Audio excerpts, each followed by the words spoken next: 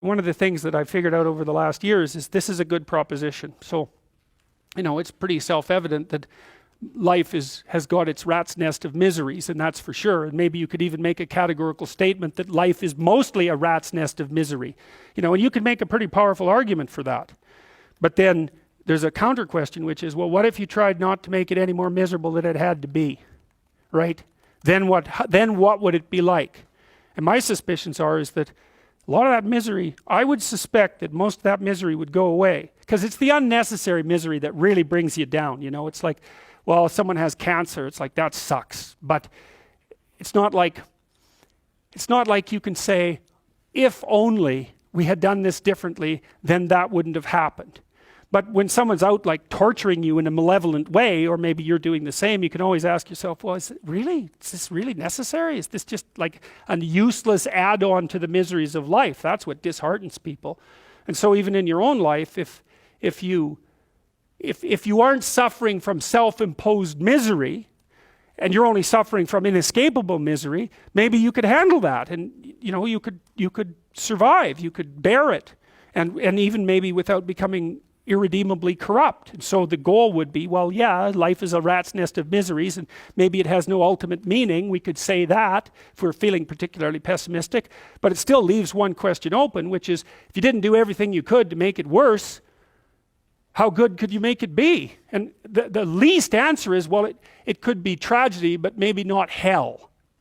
And I think that's right. I really believe that. That's the most pessimistic, proper statement. The worst case outcome, in the worst of all possible worlds, is that your life could be tragic, but not hell. And that's a lot better than hell, right? And you think, I could give you an example of the difference. You're at your mother's deathbed. Well, that's tragedy. Here's another scenario. You're at your mother's deathbed, and you and all your idiot siblings are arguing. Well, that's the difference between tragedy and hell. And you might be able to tolerate the first circumstance, and maybe it would even bring you closer together with your family members. The second one, no one can bear that. You walk away from a situation like that sick of yourself and sick of everything else too. And it's often the case that tragic circumstances bring out the dragons, because the stress is high and all those things that people haven't dealt with, they don't have the energy to repress, and all the bitterness comes pouring forward. It's like, seriously, man. So that's actually it's a rough lesson, but it's a good hallmark for figuring out whether or not you've got yourself adjusted properly, and in relationship to your siblings. It's like, if you were all gathered around the bed of someone close who was dying, could you manage it? And if the answer is no, it's like, well, put your life together, because it's going to happen. And you should be the person who's there that can do it, and do it properly. And then maybe you'd find that it isn't the sort of thing that will undermine your faith in life itself.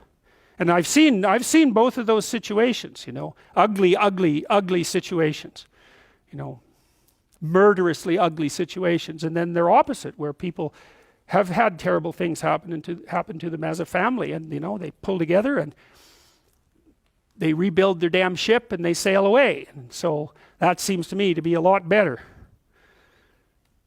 That makes you Noah when the flood comes, right? Well, okay, so the same thing, the question emerges. Well, who are you? Well, you could say, you're this plan. That's how people usually identify. Maybe they have no plan at all and they're just in chaos, right? That's like being in the belly of the beast. They're nihilistic in chaos. They have no plan. They're just chaos itself. And that's a very dreadful situation for people to be in. Or maybe they conjure together a plan. That's their identity. It's kind of fragile, and they're holding on to that with everything they've got. It's their little stick of wood that they're floating in the ocean, clinging to. And so they're identifying really hard with that plan. That's what happens when you're an ideologue, is that you're identifying really hard with that plan.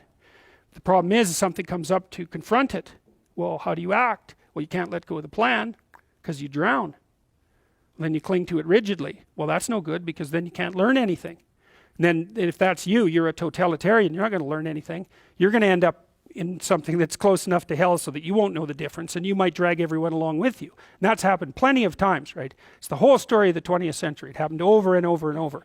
And it happens in people's states. It happens in their business organizations. It happens in their cities. It happens in their provinces. It happens in their states. And it happens in their psyches, all at the same time. You can't blame the manifestation of that sort of thing on any of those one levels. It happens when a society goes down that way, it goes down everywhere at the same time. It's not the totalitarians at the top and all the happy people striving to be free at the bottom. It's not that at all. It's totalitarianism at every single level of the hierarchy, including the psychological. And so you don't want to be the thing, you don't want to be in chaos, that's for sure, but you don't want to be the thing that clings so desperately to the raft that you can't let go when someone comes to rescue you, right? You don't want to be that. So then you think, well, exactly what are you? You're not the chaos, you're not the plan. Maybe you're the thing that confronts the obstacle. And I would say that's the categorical lesson of psychology insofar as it has to do with personal transformation. Because that's what you always teach people in psychotherapy. I don't care what sort of psychotherapist you are. You're always teaching them the same thing. You're the thing that can, you're not the plan. You're the thing that can confront the obstacle to the plan. And then when you know even further that the obstacle is not only an obstacle, but opportunity itself, well, then your whole view of the world can change, because you might think, well, I've got this plan, something came up to object to it. It's like, it's possible that the thing that's objecting has something to teach you that will take you to the place where you develop an even better plan. And it's a nice framework to use. It's like, are you so sure that this is a problem? Is that the only way that you can look at it? Or is it an opportunity? I mean, I'm not trying to be, naively optimistic. There are some things that's pretty hard to extract gold from some dragons, and maybe the death of a family member is a good example of that. But even in a situation like that, I can tell you that it's an opportunity for maturation, that's for sure. And the thing is, you might say, well, it's pretty miserable to be digging for gold when someone's falling into the grave. Well, if they really love you, first of all, that's what they'll want you to do. And second, you're going to make their death a lot more palatable experience for them if you're someone who can be in the room and be helpful instead of be, quivering in the corner and feeling that the entire world is collapsing in on you. I mean, that's another, you want to be the useful person at the funeral. How's that for a goal? That's a good goal, man. You know that you've got yourself together in a situation like that because you're going to be at them. And maybe you want to be the person on whose shoulder people cry. That'd be a good goal. And it's kind of, I don't like being naively optimistic. So when I tell you to get your life together, I'm not going to say roses and sunshine. It's like, that's pablum for fools. But it really is something to be the reliable person at a funeral, right?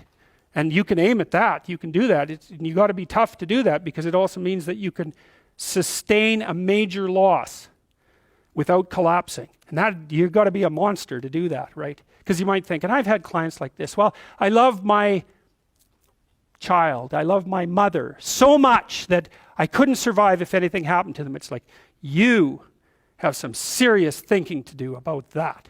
It's like, you really want to curse someone with that kind of love, do you? I couldn't live without you. It's like, my God, get away from me. Really. It's terrible. That's the Oedipal mother, right? That's like, I'll forgive you no matter what you do. It's like, really? No matter what I do, eh? You are not my friend. That's for sure. Not at all. It's a horrible thing to do to someone. That's the witch in the Hansel and Gretel story. All gingerbread and outside to the lost kid. Inside, you feed them candy and make them fat and eat them. Right, that's Hansel and Gretel. That's the Oedipal mother. That's one of Freud's major discoveries. It's a major discovery. It's like the devouring force of love. You want the person to be able to stand on their own, and the price you pay for that is that you stand on your own. It's like, good to have you around. I'm glad you're here. But if tragedy, if and when tragedy strikes either of us, I hope that one of us is standing when it blows past. And that there's a harshness about that that's unbelievably cruel, because you say, well, if my mother died, I could live. Well, what kind of monster are you exactly? The death of your mother doesn't do you in? Well, it turns out that being a monster is the right thing.